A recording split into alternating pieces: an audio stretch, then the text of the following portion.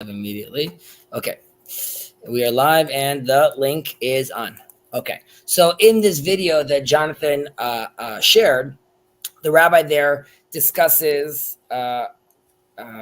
he discusses the inconsistency, so to speak, in Maimonides, where it seems that on one hand he's saying it's really only the 7 that you could keep, and then later on it seems as if one could keep on more.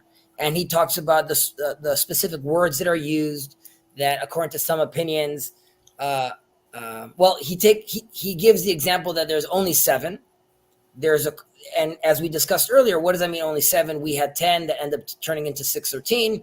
So we have 7, the Noahide 7 that could be expanded to more. This distinction he makes is really the tension of someone feeling obligated or not, which we discussed a little about that. There are women in Judaism that could keep some of the commandments that they're not obligated to because they're time bound. They could keep them, however, their reward, so to speak, is different than one that is commanded to do so and not. And the rabbi there was stressing the point that he finds it difficult to believe that a Noahide will take on more and more commandments just because it's as if recommended, or he wants to take on more than the 7, and at some point not get confused that he feels obligated to do so, and then it starts getting into confusing area if someone's doing something because he thinks he's obligated to do so or not. What I wanted to highlight specifically is that he mentions this, how there are various opinions and differing opinions within the rabbis that discuss this. And we have to understand, and we'll touch about this later on in the chapter 2, that disagreements in Judaism, or a disagreement for heaven's sake, is not something that we need to be scared of. That is something that is part and parcel of the whole live conversation that's been going on for 2,000 years. And while in some sense it's not the ideal, because we are obviously trying to connect back to the source, over the last 2,000 years, it has turned into an ideal that we have this lively conversation. And obviously God has many aspects to him. So in a certain sense, all these different opinions, in a certain sense, all at some point converge into one, where we don't have, obviously, the capacity to fully understand all these things. And that's why, specifically to Noahides, there isn't a consensus with this regards whether Noahides could keep more or keep just the 7 or take on more. Some say it's just the 7. Some say they could take on more. And that's why it's super important to identify a rabbi, obviously. And I mentioned this earlier, while I'm not a rabbi, I'm obviously happy to discuss more in depth if anyone has questions, and then also relay this on to Rabbi Shirky or Rabbi Goldberg that are involved with Brit Olam, and have a joint conversation. So there's obviously access you guys have to rabbis, but there's nothing wrong if you're looking for your own personal rabbi. And the reason that's important is because ultimately it was decided a long time ago in Judaism that because we don't have a central authority, that we are relying on the rabbi's guidance. And the rabbi that I'm going to go for guidance is also aware that there's another rabbi in China that has a different opinion. But both of them understand this to be true, and that's all within the frame of the game that's quote unquote being played. And as long as you're asking and you're being truthful and vigilant about getting your answers from the right source, then you have who to rely on. And again, just in very short, because we spoke about this last time and we'll get into more in depth, but when the study of Torah comes into mind, the Lubavitcher Rebbe and others discussed how that they supported Noahide studying like complex theological concepts, and even support of like the commandment of circumcision and others. And obviously there's charity, and even the study of the concept of God many times requires you to learn other concepts and aspects. So one rabbi will be like, you could read book A. And as I'm reading book A, I get to a word that I don't understand. So now I need to read book B about word X. And then on and on, I could start expanding more and more. There's obviously is a question with regards to Jewish festivals, which we could get into later on, where there is more agreement there that that's not ideal. However, I want to end just this little clarification with regards to this video, that even the contradiction within Maimonides in Laws of Kings, later on, as I mentioned in the intro, in the laws of the sabbatical years and the Jubilee, chapter 13, paragraph 13, that's where we have that beautiful quote about that not only the tribe of Levi, but any person of the inhabitants of the world that wants to take on and feels his spirit is motivated to understand God in a better sense could, reach the holies of holies. And this would seem in contradiction, obviously, to someone that's like limiting it just to the 7. And again, to clarify, the 7 clearly expand to more details. The question is, even if the 7 turn into 110, are those 110 commandments, or are they obligations, but they all reroute you back to the 7? Which in Judaism, you have 613, and each one is specific. You could have one of the 7 that turns into another 20, but if you didn't observe one of those 20, one of those subcategories, you're only liable for basically you're liable for not observing one of the 7, and not, let's say, 13 or 20 that it would be in the case of a Jew. And we'll discuss this a little more in depth in chapter 2.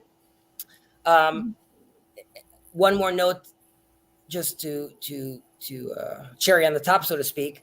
When the Maimonides uses the word inhabitants of the world, this is the same line that the Sifri, one of the Bible commentaries, discusses how the world had 3 crowns. There's the crown of Torah, the crown of priesthood, and the crown of kingship.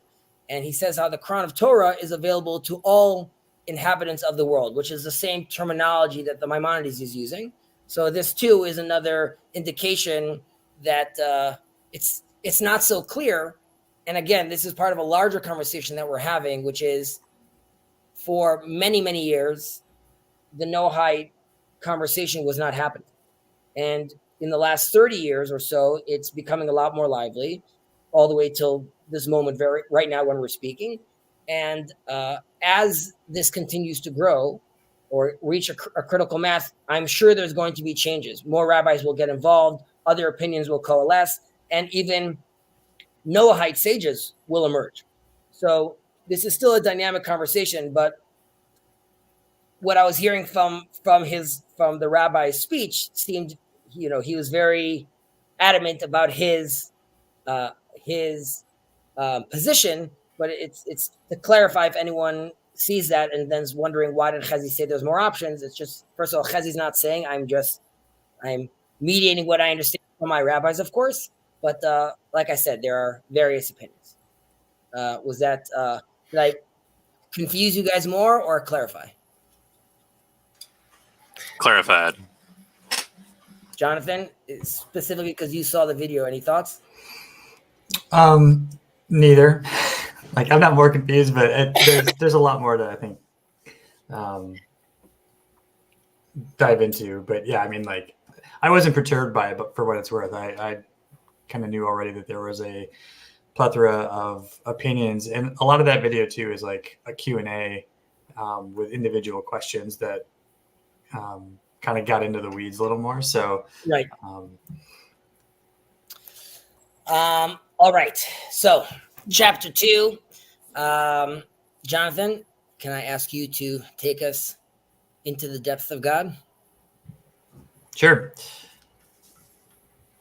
So let's fundamental principles. Number 1. Let's start with number 1. The will of the Creator is revealed to human beings through the conduit of prophecy. Right. Okay. So we have the will of the Creator. So first off, I think the word will is the proper term over here, and we don't have to dive too deep into this, but there's a sense where the world can be seen through the eyes of God's wisdom and through the eyes of God's will, so to speak. And God's wisdom is us noticing that this big universe that's mysterious, but yet it seems intelligible and organized. but there you don't necessarily have to think that something was planned. Rather, it's more of like a giant puzzle, and that's why people like scientists or philosophers, they dive deep into this, and the more they learn, or let's say we'll look at Aristotle as a certain like apex of that school of thought, which gets to recognize God through wisdom. However, God's will, it has to do more about this unstoppable force of desire that we could look at the world at and see this endless light of God, this infinite light shining everywhere, and that has to do with God's will, and that we see through prophecy. Okay, and so while we know there's certain mechanics of the way the world works, the prophets come and tell us what God is expecting from us within this world. So we don't want to just be looking at the world through wisdom. We want to be looking at the world through God's will itself. And the Torah and the prophets are letting us know that this is what God wants, and less in the attitude of this is what while yes, this is being demanded from us, it's not the yelling father. Rather, it's the child that wants to understand better what his father wants from him and wants to do his best to do that so they can recognize and know each other better. To those of us that are married or we're in relationships, we know that it's less about telling our wife or telling our spouse or significant other what to do, but rather trying to understand what is it that they want, and then meet them where they are. So that is what God is asking from us and inviting us to do. There is a Tehillim, a Proverbs, that says Bechol drachecha da'ehu v'hu yiyasher orchotecha. So in English it would be in all your ways you should acknowledge him and he will give you a smooth path or a smooth walkway. And the idea is that understanding God's will is in all aspects of life, whether it's we're praying or we're learning the Torah, which would be seemingly obvious that we're learning God, but that's also from studying science or walking down the street or looking at our child or talking to our child. In all our ways, we should try to understand what God wills from us in those moments. So I could decide to be a good citizen and raise my kid in an ethical manner, and then I could add another level on top of that, which is how specifically does God want me to interact with this kid as well, on top of those, we'll call them like those basic moral understandings. And even when I'm studying science, I could decide to look at science just through my wisdom eye, but I could also understand and look at science through God's will as well and see what am I supposed to be doing with this science. Yes. Okay. So number 2 is the ultimate prophetic revelation is the giving of the Torah from heaven by God. So this is stressing the point of how public Sinai was. This is a discussion that I saw. I don't know if it was with Trey or Buzz, not Baz, Buzz online about.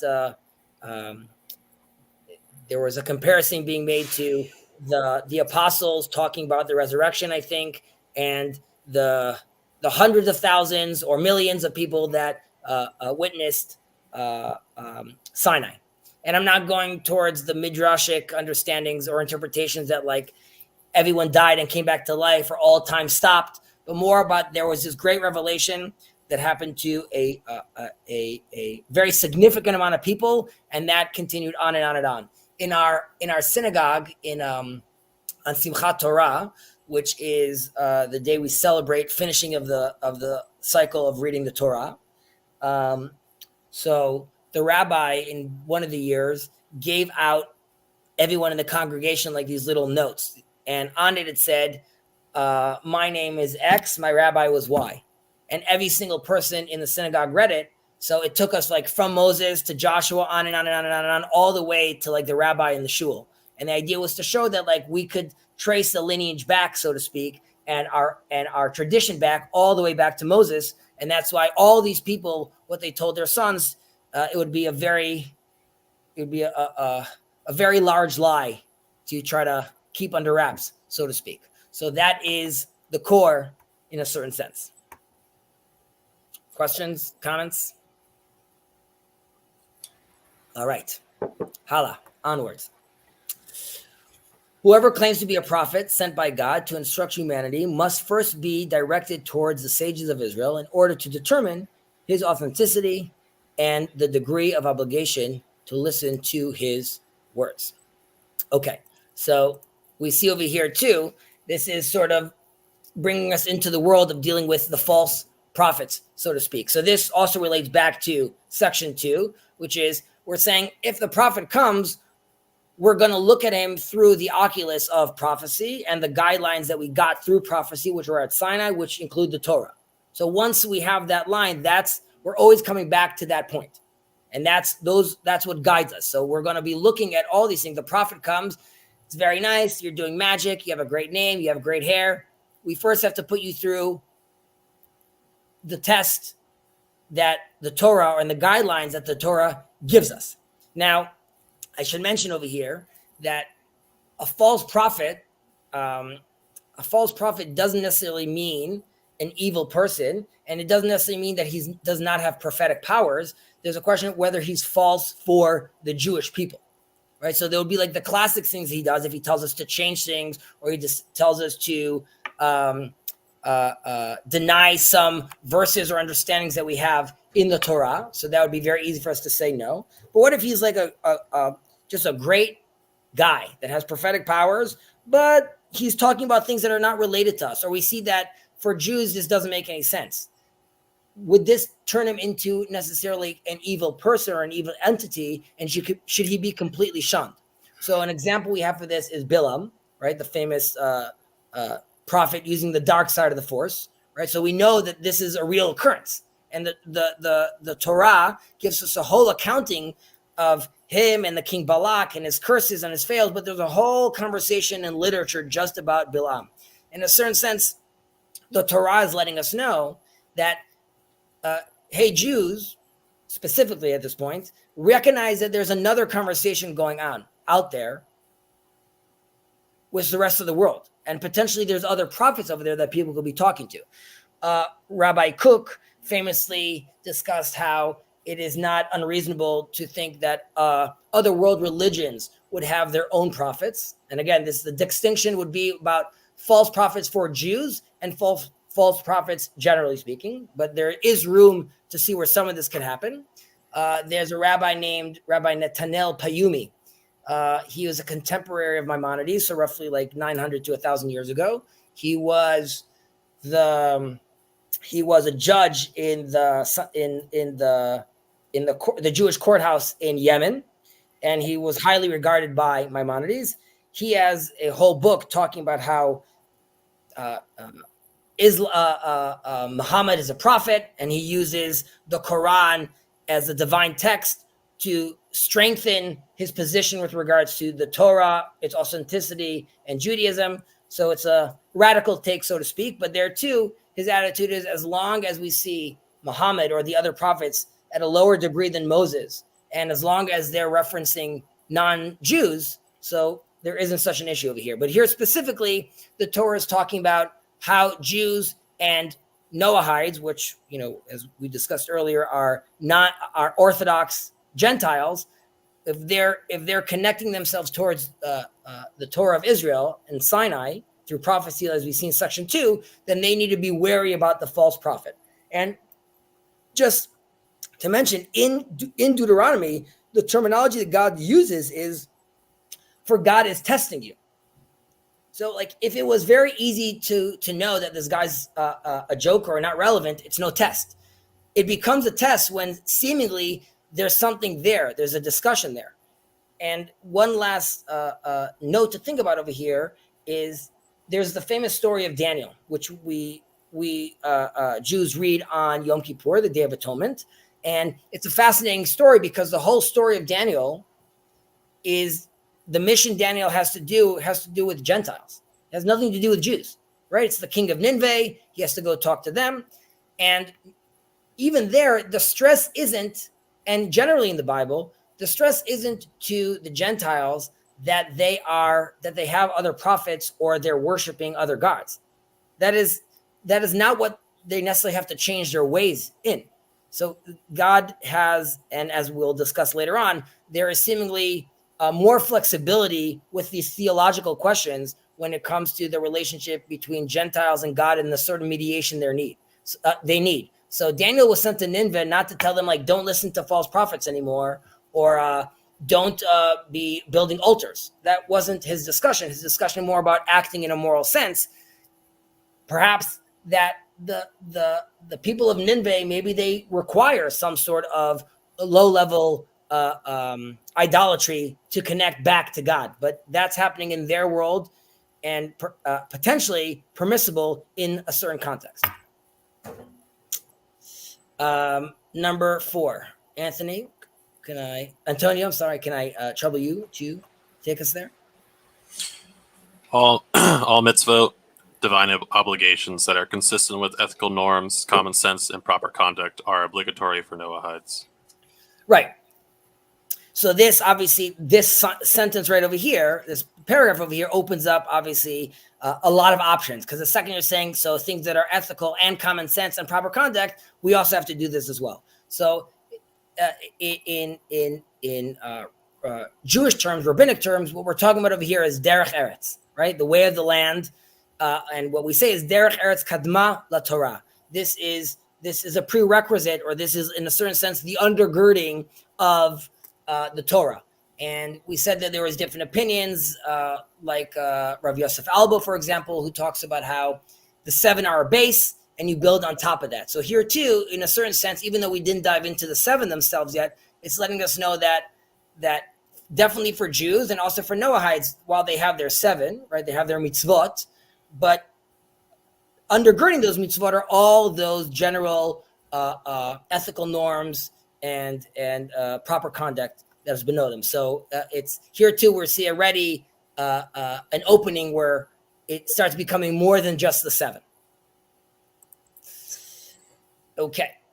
5, non-Jews may not institute new mitzvot of religious character by themselves without the approval of the sages of Israel. Right? So what are we saying over here? And in a certain way, we also touched upon this in my little brief introduction. So this is also a specific wording that Maimonides use, that meda'atan, on their own accord. But the rabbinical sages, they have jurisdiction to potentially give them more obligations or other things to do. And this relates back to the question of when there's a consensus, when this reaches a critical mass. As this progresses, rabbinic authorities might take on more responsibility and more involvement in this world. But that's for them to do in a certain sense. While there's places for the Noahide sage, there's a point over here that there still needs to be some sort of recognition from the authority of the Jewish rabbis. And this also relates to this one of the mitzvot, which we call dinim, which is building courthouses. And like I said earlier, that's something that was really only possible once Israel became a nation again, because there's some sort of body that you could relate to and talk to as well, that has some sort of governing body as well. Number 6, advancement of civilization, including technological progress, expansion of knowledge, moral elevation, and concern for the health of all creation, is an underlying principle in the world functioning in accordance with God's will. So, beautiful section over here. So, we're told over here, basically, we're not supposed to live in the past. I'll use the example of the Amish, or in a certain sense, even in the ultra-Orthodox community, not all, there's a certain sense where we feel like, these advancements in technology and in society are, they are moving further away from the core, or what, the Israelites experience, or the real sense of what Judaism is. But Judaism isn't locked into a certain time in history. Rather, it's eternal. And the more we dig and the more we search, the more we find that it's relatable to things we have day to day. And while it's true that Judaism, and definitely since the exile, reacts in a slow manner. It doesn't decide on its own accord to just renew things. Rather, reality changes and the Torah reacts. So, electricity comes in, and hydraulics come in, and the Industrial Revolution comes in, and slowly but surely the Torah has to react to this. Sometimes it's a slow reaction because we don't have the proper shoulders or rabbis to make these decisions. Sometimes you have those rabbis, they just don't have enough information or are not aware of enough information. For example, many times it requires the right rabbi to speak to the right doctor to understand and speak the proper jargon, and then he could actually give you his proper understanding. But he might be thinking, the rabbi, as wise as he is, he might be thinking that that we'll use a concept of, let's say, IVF, for example, let's say for procreation purposes. The rabbi might think that this is very problematic, but once he has a conversation with the experts, he might see, okay, I understand now what's going on over here. And now that you've illuminated this to me, I could come about this from a different angle. So while, of course, we have to understand, and this verse, this section over here is telling us, bring in the neuroscientist, bring in the philosopher, bring in the psychologist. However, going back to God's will, always be looking at that through the rabbinic context, and the way God is expecting you to take on these things. So he's expecting you to take the doctor seriously, but then see how that applies to the Torah. And sometimes there are things that could be changed. There's a question of politics involved. So there is a question with regards to, in Judaism, with certain dishes that you use, if they become non-kosher because you put meat in a milk dish, and how one relates to this. So for many years, the conversation, or for generations, the conversation is kebol'o kach polto. The way it absorbs, that's the same way what's the opposite of absorbs? It, not deflects. I'm Israeli. You guys got to help me out over here. The opposite of I'm not good with my antonyms. Yeah, so I'm just gonna say releases, releases, right? So like if they're, this piece of this pot over here, this clay pot, it absorbed the hot milk. So once it's hot again, it would release the milk again. And the idea would be, let's say I used it for hot milk, then I poured it out, and then I put in hot meat. Once the hot meat heats up the walls of the clay pot, the milk particles will come out and then make it not kosher. However, with today's pots and the physics which they're made out of, you don't really have that issue anymore. However, for rabbis to now decide that, like, you know what, you don't have to worry about that anymore, it's very difficult because A, they don't want people to get confused. B, there's political pressure that's around this as well. So there is an exoskeleton of exile that is slowly but surely being removed in a very surgical manner. Or if you want to look at it as an analogy, as like a web, right? So it's very difficult in a 2,000-year web right now to know if I cut string A, I'm not affecting 7 things down the line. That doesn't mean we should refrain from doing so. And it doesn't mean that that people should have a conversation about it. It just means that it takes time. So, and I'm sure you guys heard me talk about this, about clearly halakha is going to have to deal with AI, cloning, all these things that are coming down the line.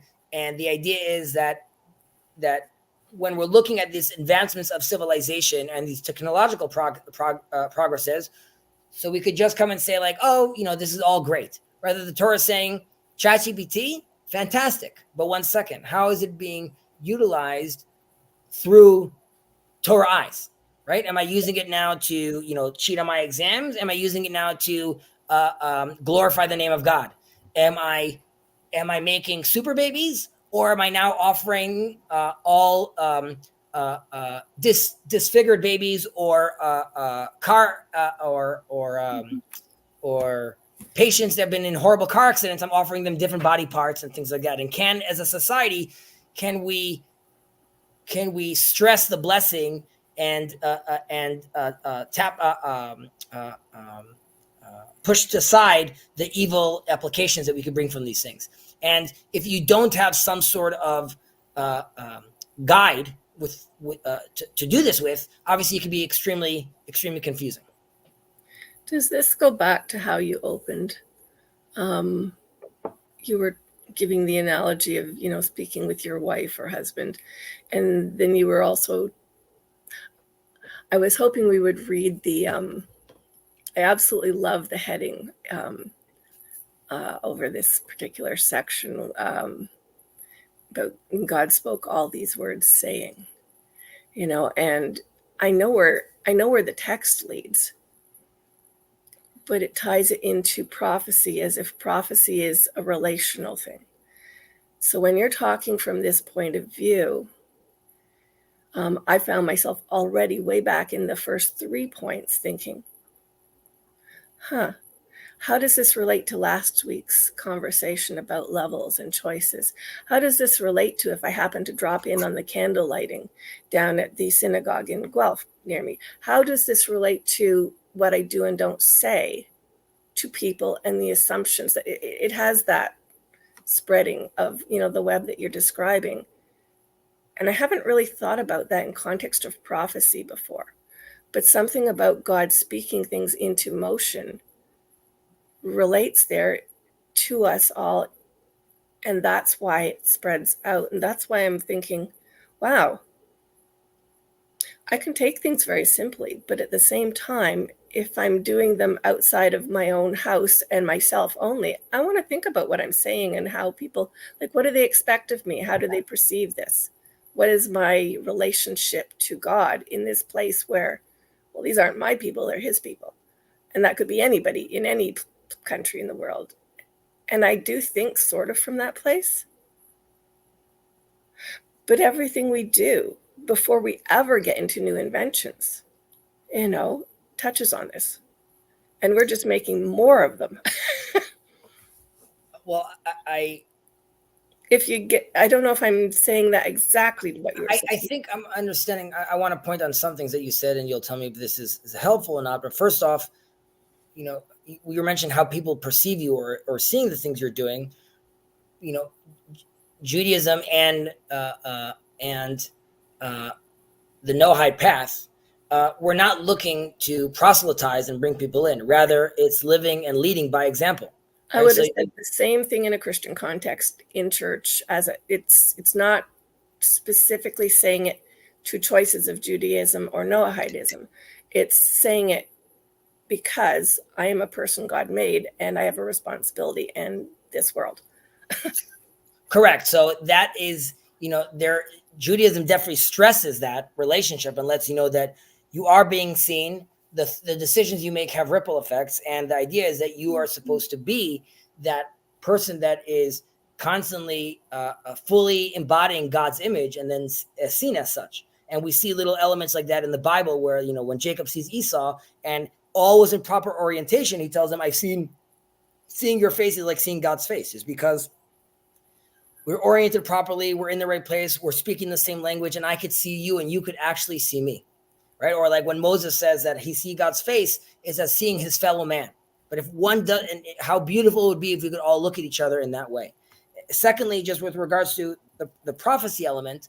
So we don't have much left from prophecy, but we have the language of prayer, which we're told is, or the silent prayer, which is one of the last things we received from the prophets. And that is, twice a day, we have the top-down conversation, which is, Hear, O Israel. We have the Shema, which Moses tells us, this is a theological conversation from God down to us, because we still have that from Moses. And we then have the standing prayer, the silent prayer from the times of Ezra and the prophets that were involved at the time, which those are some of the terms that we could use that have some remnants of prophetic language that allows us from bottom up to now respond back to God and take part of this conversation.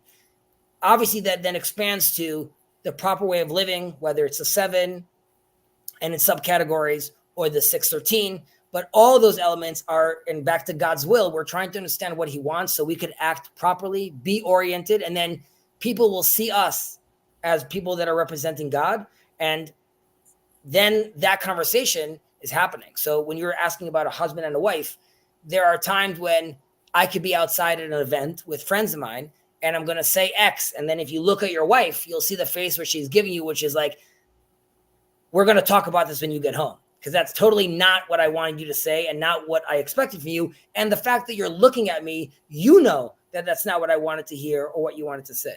And there's a sense over there where like I forgot that we were a unit, and I'm also having this conversation with her, and I want to understand her will for this relationship. If I'm thinking about myself, just about Chezi, I could very quickly get detached from that relationship. So I hope that answers some of the points you were making.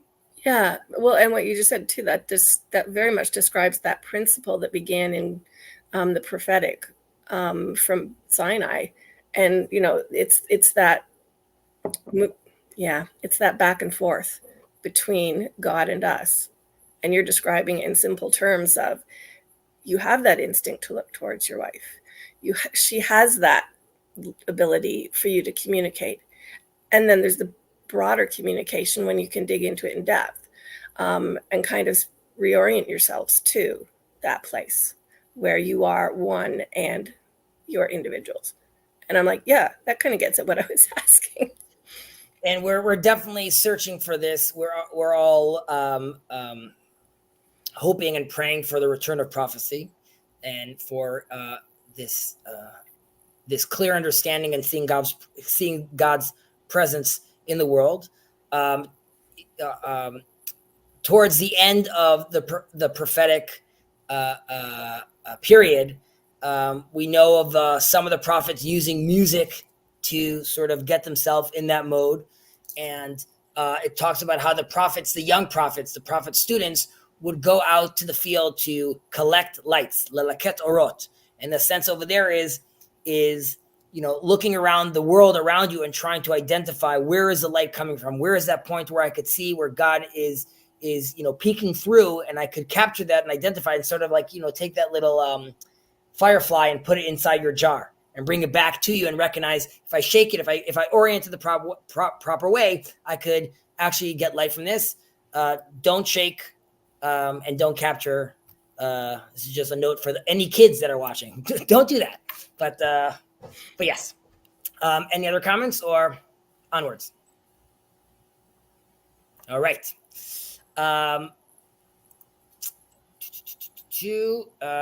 Where were we? We're right. We were finishing section 6. We were talking about God's will, and I'd also just mention that as far as the sources, which we haven't been touching on the footnotes over here, but part of the sources of section 6 is as far as God telling us to be fertile and increase the earth and master the earth. So there's interpretations in mastering the earth. That's what it means, and at least that's what Ramban Nachmanides says. And in Isaiah, God talks about how I did not create the world for it to be wasted, but rather it's formed for habitation. So all these are invitations, so to speak, for us to rule the world and be involved with it. There is a distinction pre and post flood. Pre flood, there's more of us ruling the animals, and post flood, there's more of like a joint understanding, and that's also because, in a certain sense, before the flood, God is looking at the world and saying, like, man, like they're really evil, and they took this mode of mastering the world to a certain extreme where they're destroying the planet and they have no regard towards procreation or the animals. So in covenant 2 with Noah, the terms over here that they're used with regards to the animals and nature is more of a sort of like a side-by-side relationship where God says, like, you're going to have to show more respect towards this planet for there to be some sort of proper growth going on over here. So that's for Greta Thunberg watching us. We're doing our best, trying. Sandy, do you want to take us on number 7? Sure. Regarding Noahide laws whose details were not explicitly discussed in the Talmud or rabbinic literature, certain sages of Israel hold they should be decided according to the stipulations of Jewish law. Other sages of Israel hold It is the responsibility of Noahide sages to ascertain definitions of these matters according to their best judgment. Practically speaking, the second opinion is the prevailing one. Okay, so here too, what we mentioned earlier is a beautiful example of you're going to see in Judaism and downstream from there in the Noahide path, different opinions. And that's not something we need to be scared from. And they're letting you know over here at the end that practically speaking, the second opinion is the prevailing one. And it's also a question about the practically speaking. There's a lot of robust conversation that could be happening in the study hall. And then there's also what I'm doing on the ground. But what we could see over here is what I was stressing earlier is that it's important to locate rabbis. There's also Noahide sages that we're talking about over here. Brit Olam specifically is looking into doing seminars for, because we're not just looking to do this. Rather, we're looking to empower you to potentially either all of you, some of you, one of you turns into a leader of his own community. And for that, there are tools. So you come in for a seminar, they're talking about having like a week seminar, and then they're talking about having like a month-long seminar where it's more intense, but then you're supposed to go back. And like we mentioned earlier with Rav Yosef Albo and Rav Kook, who they see the 7 Noahide laws as more dynamic, and they develop based on the character of the place where they're from, right? So we said like the Chinese Noahides are going to have a different, not necessarily like a different interpretation, but it's going to have a different flavor to it. And Judaism is also interested in that, right? We're not looking for a monolith. Rather, we're looking again for unity through diversity.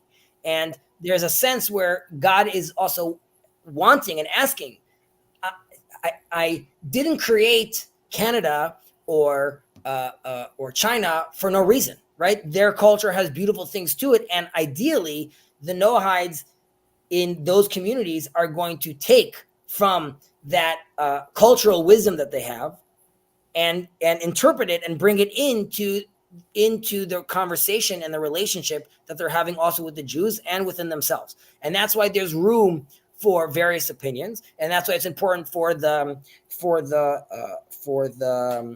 Bombay Noahides to have the rabbi that understands the Bombay culture.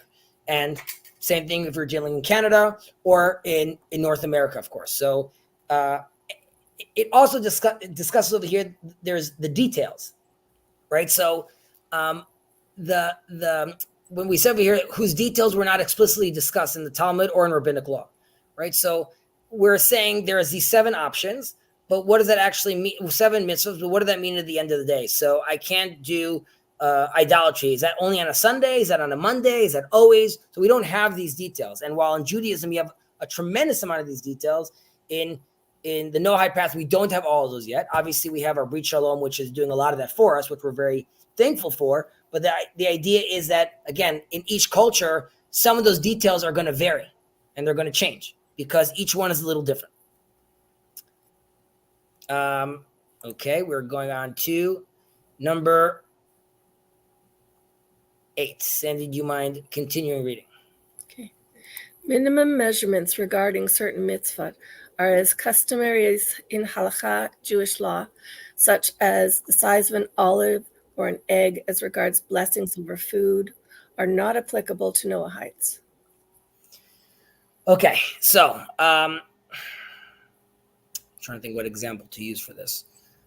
I mean, they use here an olive or an egg. So first of all, just a little background. There's something called shiurim, like these details, right? So if I want to have my cup of wine, we'll take a step back. There's a verse in the Torah that talks about the blessing on food. And in Hebrew, it's v'savata ubirachta. Okay, so as in you felt that you were, what's another word for full if you're eating? You were Satiated.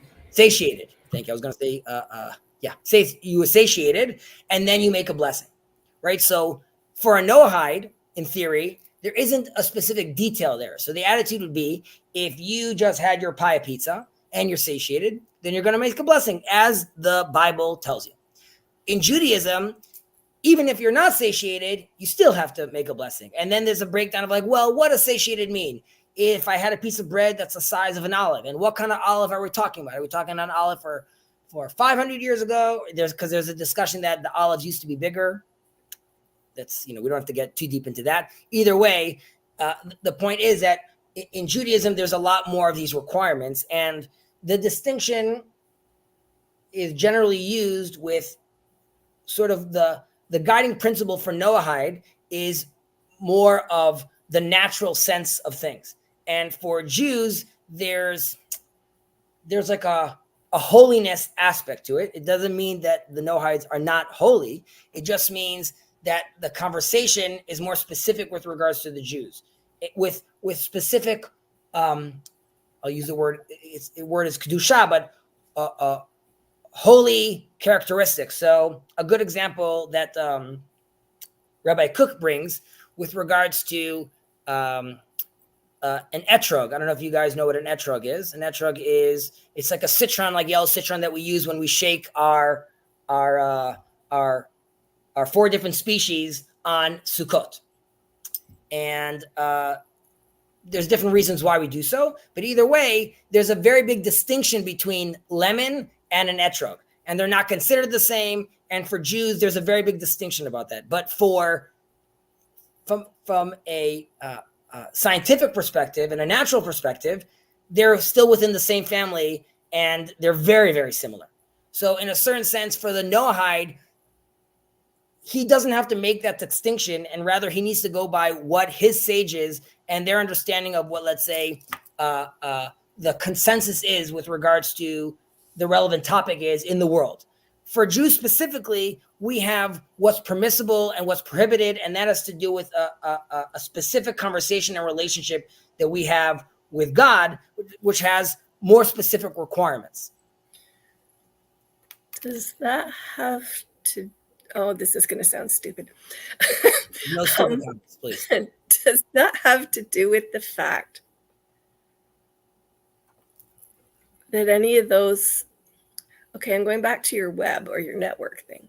Does that have to do with the fact that you have potentially 613 places tracking any of those things rather than 7 or 70?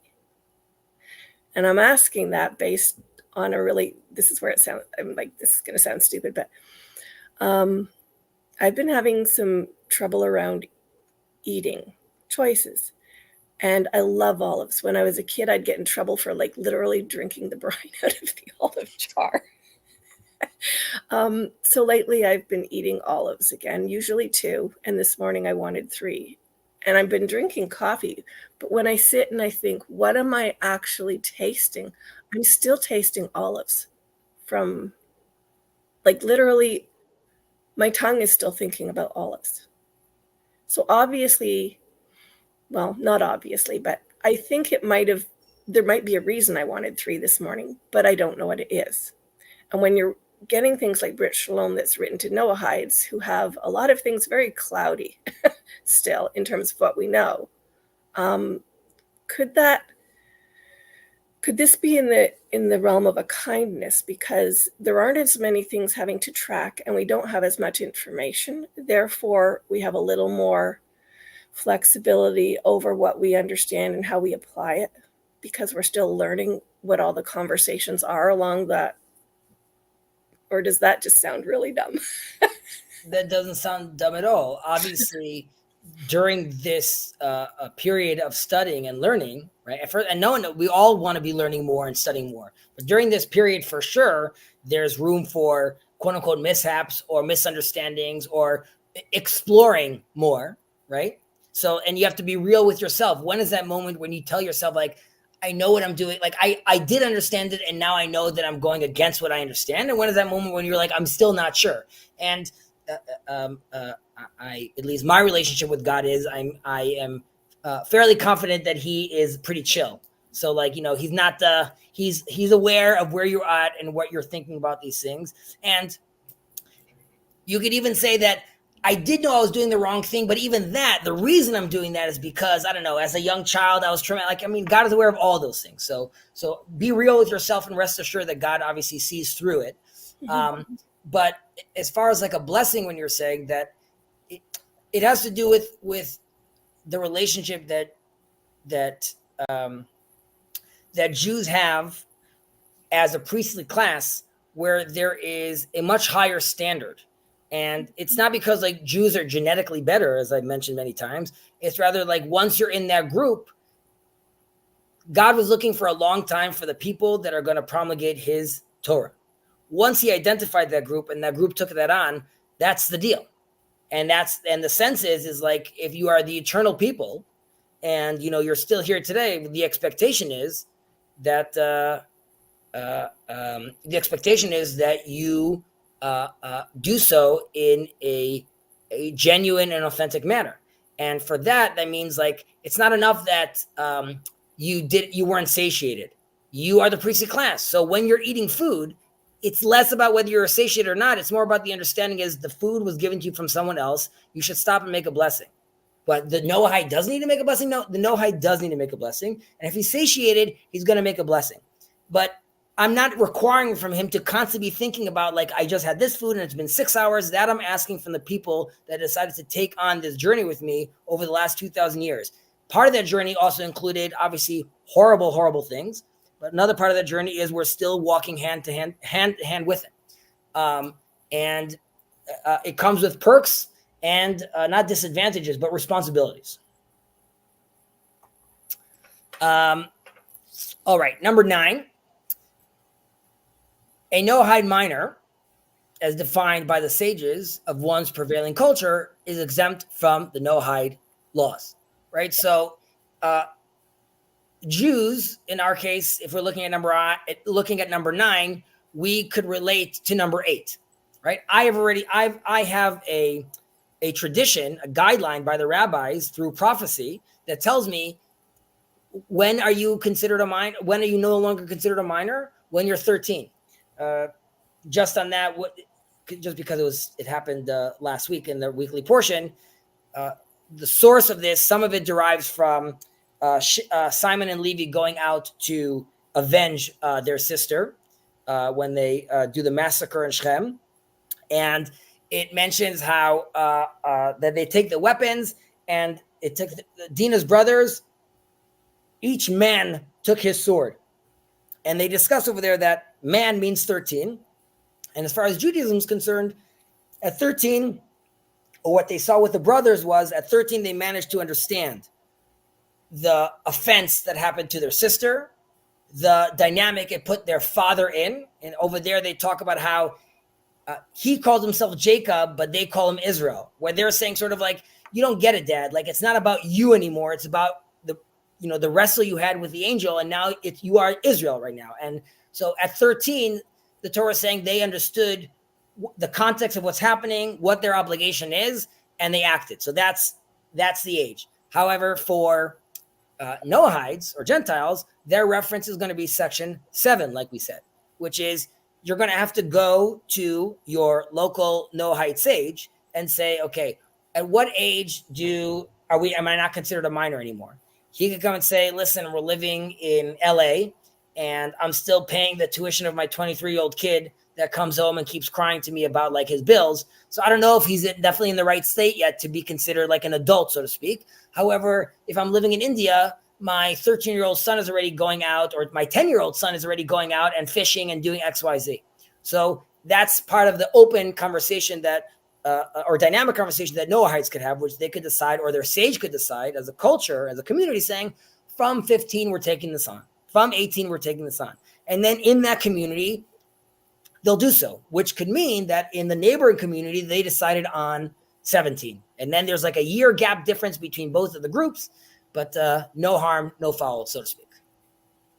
Was that clear or that confusing? Amazing. And I was just going to ask Antonio, did you understand it as such when you were doing your brief review? Yeah. So one of the things I'm going to bring up at the end, I guess I could bring it up now, is are there any Noahide sages today? But the other thing is, I know for Jews it's 13. I'm guessing for Gentiles it'd be before 18, I guess. It could be 13. It could be, I guess. I don't know. So the Noahide sage, and like I said earlier, that is it's a live conversation. Again, Brit Olam wants to engage this more hands-on and sort of like really help educate and form a Noahide sage. But it could happen. It could be emergent, right? You could decide right now. I'm just getting deep into this, and I'm learning, and that doesn't mean you have to learn every aspect of the Torah, of course, right? Now, like we said earlier, like Noahides in theory are, or what in the video that Jonathan posted, there's like the prohibition of teaching Torah to Gentiles, right? But clearly, a Noahide sage is going to have to learn Torah, right? And he's also going to have to learn what not to learn, quote unquote. So even that he's going to have to touch upon. So this is really someone that feels like he wants to take on this responsibility, be in contact with someone, through rabbinic Judaism. And, this could turn into a beautiful, beautiful movement. And there's still, again, there's a lot of potential over here. So we don't have necessarily Noahide sages yet. I think that is something that is slowly but surely growing. And I think any true sage probably won't call himself a sage. And that would probably happen, the Noahides of Bangladesh probably know who the main guy is that they ask questions to. Now that guy might ask questions to the rabbis, but I'm sure at this point they've already identified who the shaman is, so to speak. All right, number 10. Whoever is deaf, mute from birth, I think deaf or mute from birth, or mentally incapacitated is exempt from, there's no space over here, exempt from Noahide laws. Okay, so this is the same with Jews. I'll just be politically correct over here. Deaf at that time, or let's say in Jewish terms, it's called cheresh. You can imagine 1,000 years ago, if someone was deaf, people probably thought that he was, not with it, so to speak, or not really engaging with people in the same way. Today, as Sandy could attest, deaf people could be extremely involved, extremely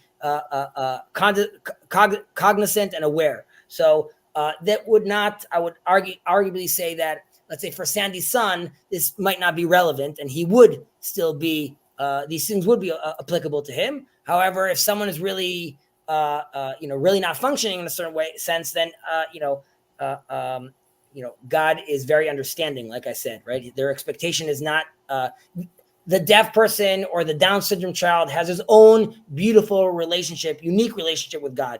I'm sure in some sense it's more pure and more holy than the brilliant sage, because there's something about a naive and genuine belief in a certain sense, which people in that place could be. And obviously anyone in that condition, may they have a speedy recovery if possible. 11. Noahides are not obligated to give up their lives to avoid violating Noahide laws, with the exception of the prohibition of murder. However, whoever wants to give up his life rather than violate any of these laws is permitted to do so, and in doing so, it sanctifies God's name. Right. So again, just to be clear, this is not a recommendation to go do this. We also have to take into consideration in today's world that there's a lot of depression, there's a lot of mental illness. So even if someone ever thought of doing a move like that, they should think very hard if any of that has to do with where they are mentally or emotionally before they decide to do such a traumatic act. I will mention that the Torah also mentions v'chai bahem, and you lived through them. The Torah is to promulgate life. It doesn't want you to die. In Judaism, we have the 3 cardinal sins, which is murder, idol worship, and adultery. For Noahides, there's only murder. Basically, for the sense of why is your blood any better than anyone else's blood, right? You can't decide to opt to think of yourself as more important. However, idolatry, as we'll discuss in the future, is a little more lax with regards to Gentiles in a certain aspect, and even with regards to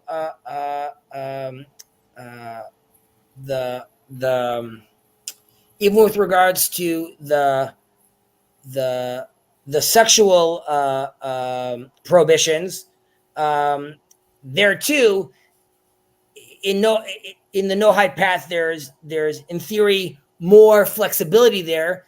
In no way is that recommended, though. It's just there's a little more.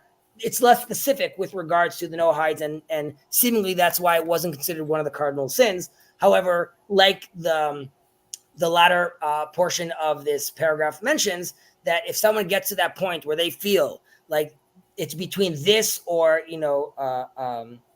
denigrating God's name, and that's what they want to take on from a true loving position to God, then obviously they could do so and they'll be sanctified. And there's the famous story of Rabbi Akiva and the 10 martyrs. But famously, Rabbi Akiva is being, he was caught and executed, sentenced to execution for teaching the Torah.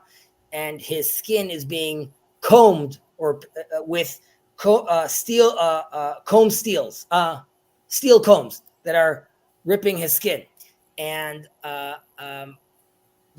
his students ask him, like,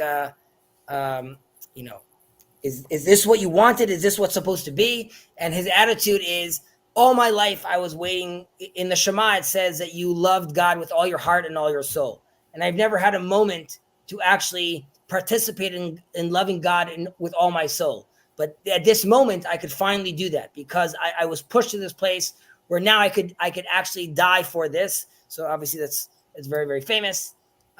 Just to end that dramatically, there's another martyr that he was beautiful, and the daughter of the daughter of the army general that is executing these rabbis says, he's so beautiful, please give me his skin, because I would like still to look at him. And they're peeling his skin. And when it gets to the point of where he puts on his phylacteries, he yells out to the sky. And the angels look at God and say, Zot Torah v'zos chara, this is Torah and this is its reward? And they're questioning God in a sense. That's very dramatic. And God says, silence. If you guys, this is what I thought about. And if you guys say another word, I'll destroy the whole world.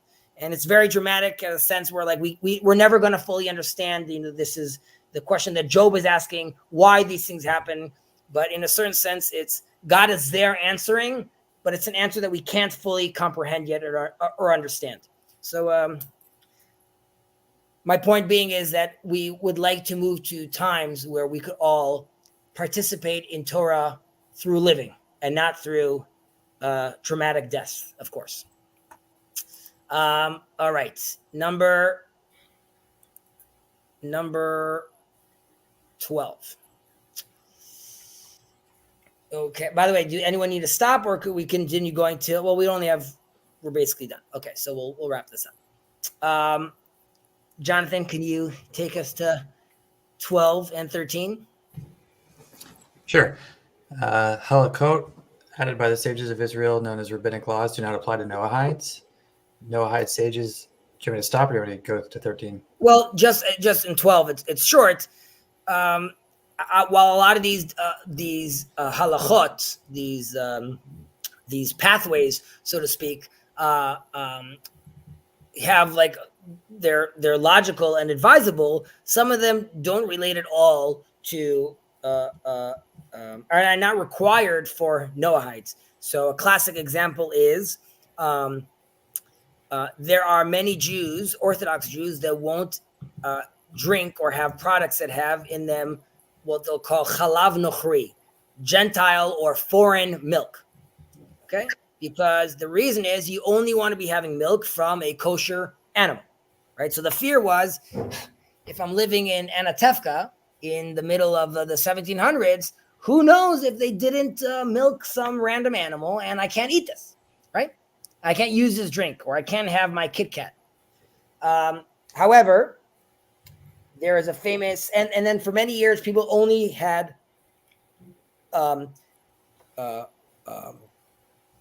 Israeli milk, or milk that you have like or milk that is known to be coming from, let's say, a Jewish slaughterhouse or business. However, as technology advanced, as we spoke about in an earlier section over here, some rabbis decided that if the FDA is requiring it to be from a cow in this factory, and that's the permits they got, and there's cameras around, we're not nervous that the Gentile is going to be messing around because he's going to lose his job, he's going to get sued, and that's as if a Jew is like watching him, because one of the options is to have milk that's foreign milk is if while there could be Gentiles working in the business, it's Jewishly owned. And the idea would be like the Jew is watching and making sure that it's happening all above board.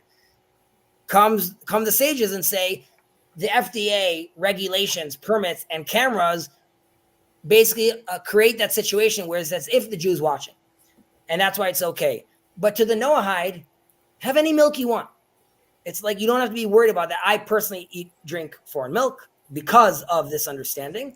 But the idea would be that Noahides don't have to take on these specific things that some Jews take on, because there's some rabbis that say they need to do so because it's very specific. Sometimes it's time bound. So one has to be cautious about this, because there could be a sense where a Noahide wants to feel like he's fully immersed and he's fully involved, but then he ends up taking on things that are just completely not relevant. And that's a distinction between what I started the conversation with was, can Noahides take on more mitzvot?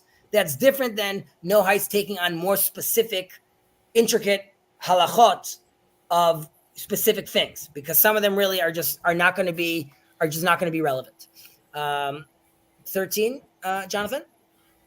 Noahide sages accepted among their own people to judge and deliberate in legal matters must be experts in Noahide law, as well as the customary practices and common characteristics of their people. Right. So it's connecting to what Antonio was saying about like, who are these dudes that are gonna take us there? So we see over here, it breaks it down to 3 points. If we look over here, they need to be accepted among their people. Right. So we need to have some sort of communal recognition who this guy is. It doesn't help us if he says like, I'm the Noahide sage. It doesn't matter to us. Like, we need to recognize you. He needs to be an expert in these things, right? And he has to be well aware of the practices and the common characteristics of his place, right? So that would be like off the bat, Antonio, you could give yourself 3 things over there, right? So if you're in your neighborhood and people around you have recognized you as the guy that knows about the Noahide law, you then are also feel that you've been studying a lot and are an expert in this. I guess who would define you an expert is a question, let's say, towards the rabbis to tell you, like, we see you as someone that's well-versed in this. And then there's, are you real with yourself that you know the characteristics, man, like a mind characteristics. Characteristic. So embarrassing. Characteristics of your community, and you are aware of, those small little intricate details, right? Because if you're going to take on this kind of responsibility, you want to know on multiple levels how this community is going to react and what they need to hear, right? You might come in and saying, well, I saw in this community, that's what they do. But you recognize and you know the people you're dealing with, it's just not relevant for them at all. So at the very least, it would be that would be like the 3 minimum prerequisites. And then obviously it requires, I would say, someone pious, someone serious, someone sure of themselves. So, and by sure, I don't mean overconfident. I mean someone that knows where they are. So I would say someone that potentially was like, let's say, a Christian 5 minutes ago. I don't know if he's necessarily ready to jump into the deal. Like, now I'm a sage, because one would wonder, like, how did you do such a 180, flip so quickly? All right. Number 14. Noahide law applies to men and women equally. So unlike Judaism, this is quite progressive, and you have to think about this. Obviously, this is in retrospect, but all the way back then. So to all those people that are woke, already at Noah, God was like, listen, it's all good, men and women. Obviously, we recognize that there's a difference. And I would say in Judaism, that difference is, in a certain sense, even stressed and magnified, but I would argue that it's magnified and stressed to elevate both positions and to recognize that both need each other. For the Noahides, while there's a social conversation that has to do with how we recognize men and women, and that's a whole culture war conversation that we're having right now, and that's why it's very good that we have a divine source that we could tether ourselves to. However, with regards to men and women and obligations, the Torah and God's requirement from men and women was equal. So I look at this as like I said, a very progressive section. 15. If an uncertainty arises regarding how to rule in the Noahide law, one may rule according to the lenient opinion. So in Judaism, we have things that are called derabanan and things that are called deoraita. Deoraita, and oraita means the light, is called the Torah. Derabanan means from the rabbanim, from the rabbis. Now, the rabbis dictated through rabbinical dictate that if it's from the Bible, if it's deoraita, then you have to take the more stringent position.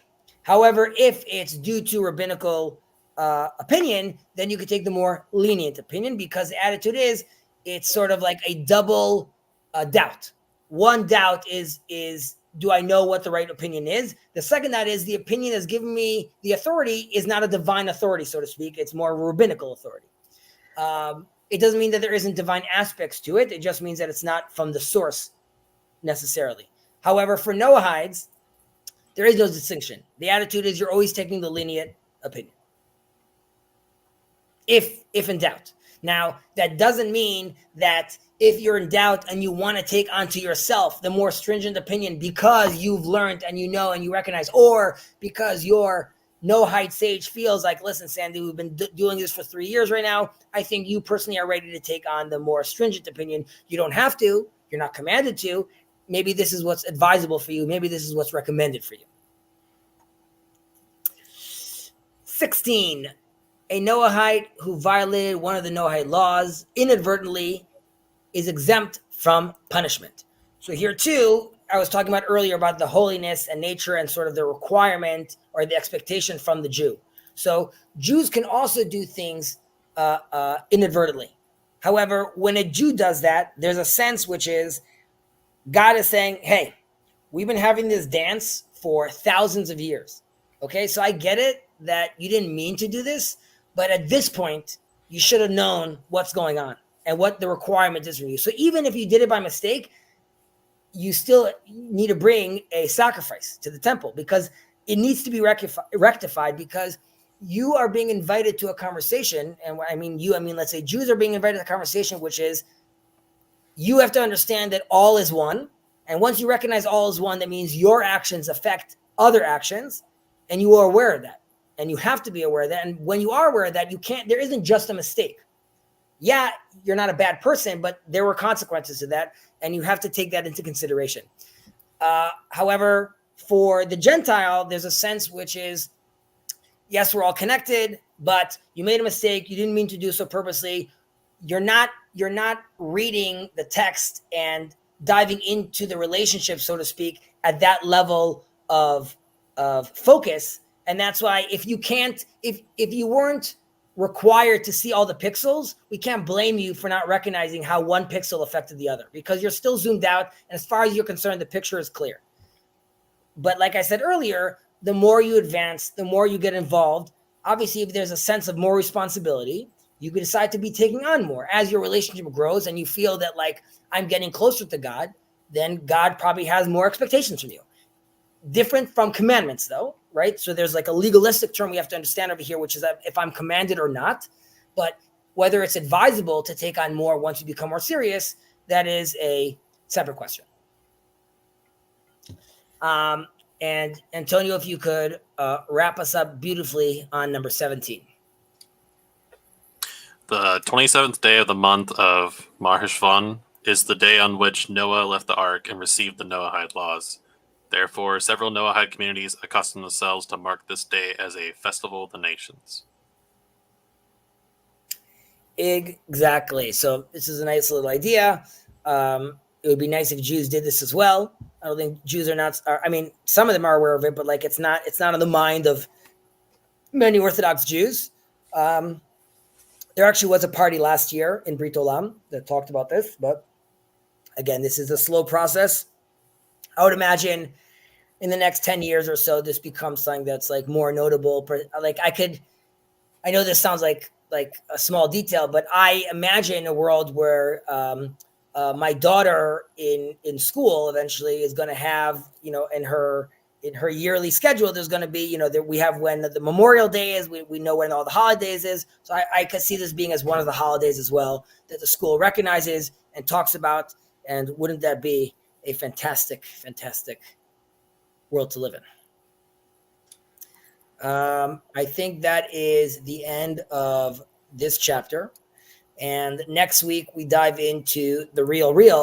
We're moving into the knowledge of God, laws of idolatry, which is actually starting to dive into the 7 laws. So we had the intro, we had the prerequisites and sort of framing, and now we're diving in with that. So I guess for next week, let's go through 13, through chapter 3. I don't know if we're going to finish chapter 3 next week, but we'll definitely go through most of it, and then we'll continue on. Yeah. If there's any questions, Jonathan, Antonio, Sandy. Yeah, with that last point, be sidestepping the prohibition to create a festival for Again? Noahides. I'm sorry, can you repeat that? Because isn't there something for Noahides where we're not supposed to create a festival for ourselves? You're not supposed. First of all, this is not a festival for yourself. Here, you're being told that this is a festival that like Jews recognize as. I'm just saying it's not prevalent because people don't. Most rabbis don't dive into Noahide laws. They might not even be aware of this necessarily. But this is not something that the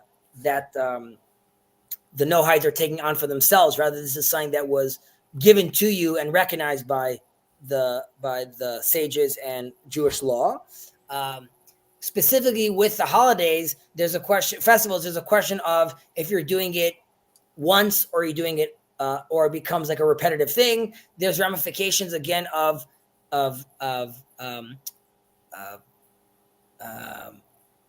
confusion, right? I see Antonio keeping Sukkot every day. I think Antonio is Jewish.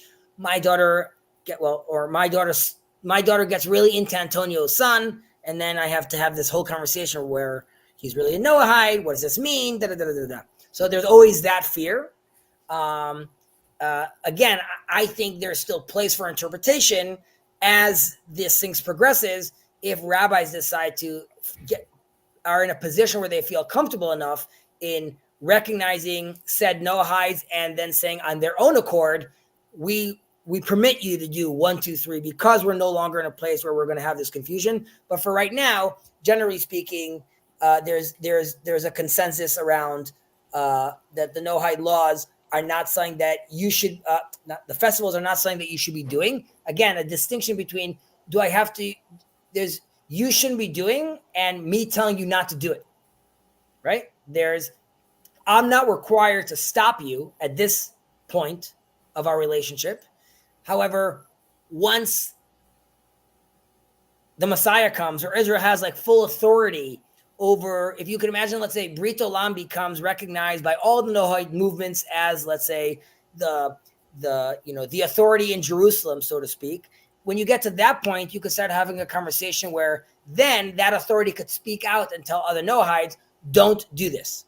However, at this position where it's still sort of dispersed and there isn't a central point, there is more leniency with these things happening if they're happening from a honest place. And then there's another sub discussion.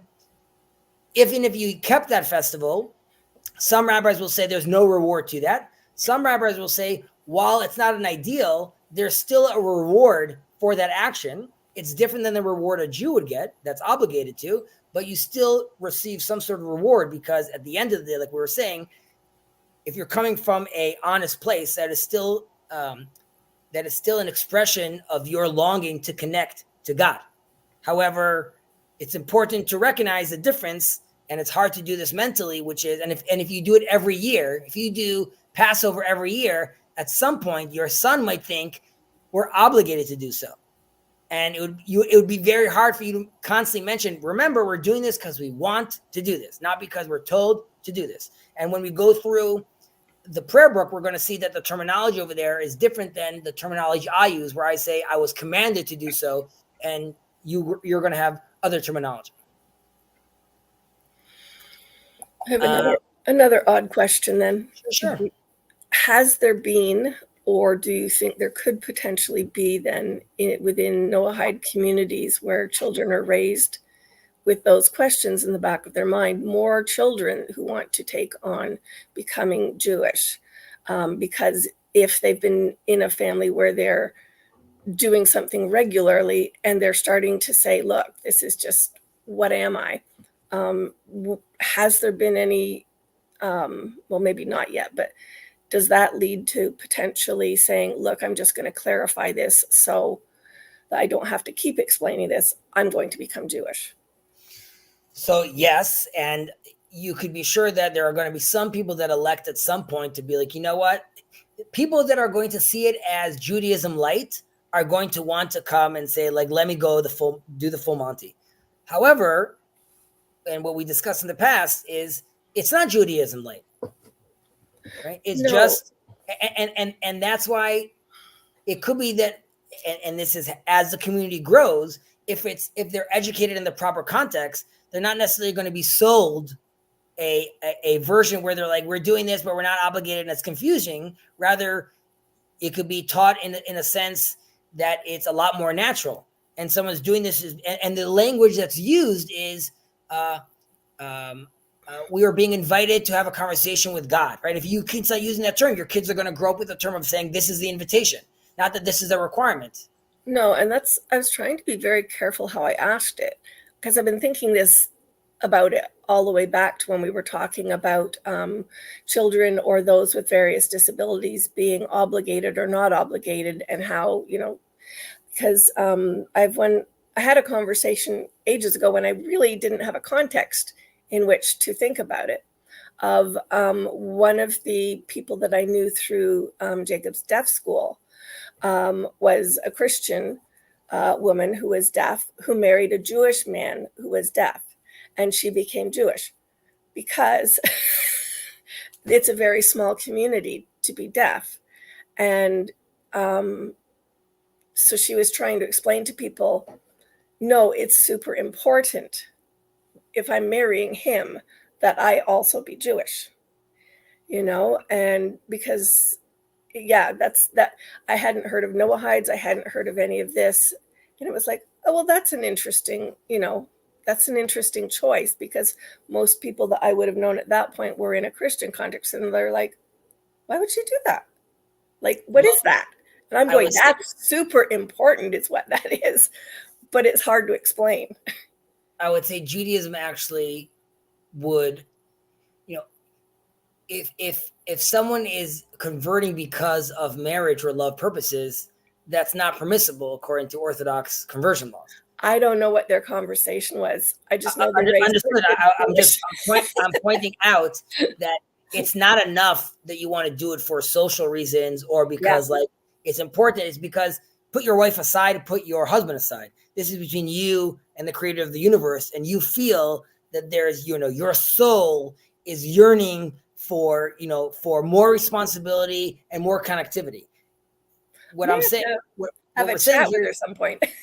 Yeah, what we're saying is here that the Noahide path should be offering that as well. You could dive very deep, you could go very wide, and have a very, very genuine and real relationship with God. And it's also not in a vacuum. It's not like, well, now I'm a Noahide, and that's the end of the discussion with Jews. Like, there's no reason why this can't continue.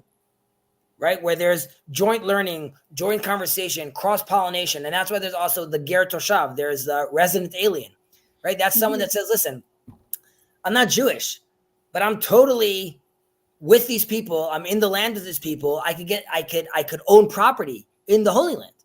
And that's, a clear invitation where God's saying, like, yeah, I love you. I want you to be here. I want you to chill with them. But again, like, I didn't require you to do X, and that's okay. Mm-hmm. Sorry. Not It's at all. probably It a makes little certain- off yeah. topic, but it's not off topic completely for this particular chapter. So I'm kind of like, that's interesting. I think it's totally relevant.